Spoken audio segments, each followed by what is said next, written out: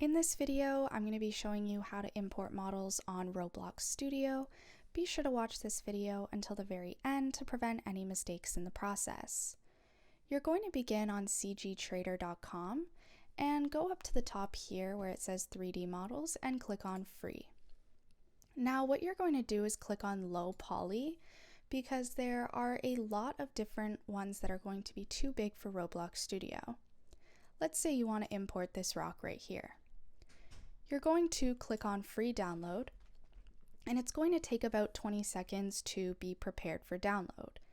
But once it does that, you'll be able to download the correct file that is compatible with Roblox Studio, and then you're going to be able to import it into your Roblox Studio.